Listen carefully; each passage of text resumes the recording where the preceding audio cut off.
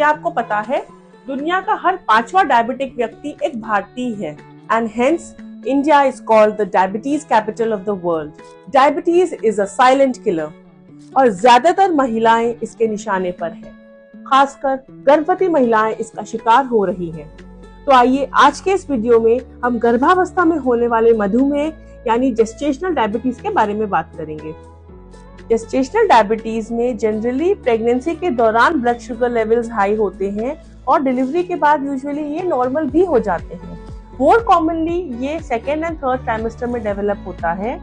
Gestational diabetes का risk उन महिलाओं में ज्यादा है जिनकी उम्र 40 साल या उससे ज्यादा है, जिनका बॉडी मास इंडेक्स 30 से ज्यादा है या उनका वजन मोटापे की तरफ है, उन्होंने पहले प्रेगनेंसीज में 4.5 किलो या उससे ज्यादा के बच्चे को जन्मा है, उनके घर में उनके माँ बाप या उनके भाई बहनों में से किसी को भी डायबिटीज है, या उनकी पहले कोई बेरियाट्रिक सर्जरी या मोटापे को कम करने वाली कोई सर्जरी हुई है। जेस्टेशनल डायबिटीज का जनरली कोई स्पेसिफिक सिम्टम नहीं होता, लेकिन अगर ब्लड शुगर लेवल्स बहुत ज्यादा हाई हो जाते हैं यानी हाइपरग्लाइसीमिया डेवलप होने लगता है तो पेशेंट को बार बार प्यास लगती है, बार बार उसे टॉयलेट का प्रेशर आता है, उसके मुंह में खुश्की आने लगती है, उसे थकन होने लगती है, आंखों से धुंधला दिखने लगता है।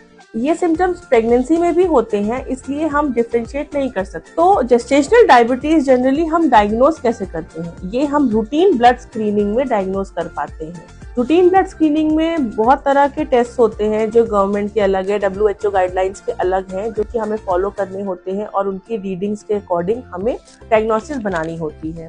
इससे पहले बच्चे का ग्रोथ और उसका वजन नॉर्मल प्रेगनेंसीज के कंपैरिजन में ज्यादा होता है and there are increased likelihood chances of induced induction and increased risk of C section deliveries.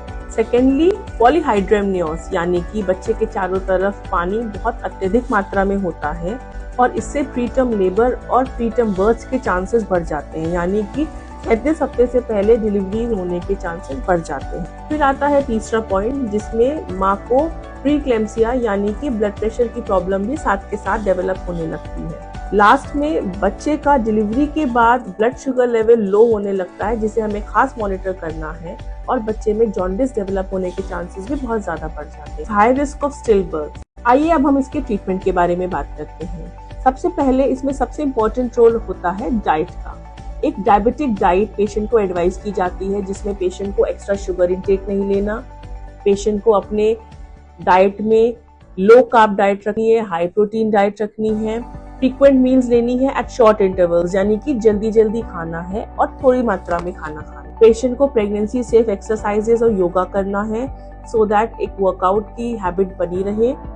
अगर ब्लड शुगर लेवल्स एक्सरसाइज और डायबिटिक डाइट से कंट्रोल नहीं हो रहे हैं देन हम मेडिकल ट्रीटमेंट पर आते हैं जिसमें बहुत से मेडिसिन के ऑप्शंस अवेलेबल हैं and you need to consult your gynaecologist और your endocrinologist for the same.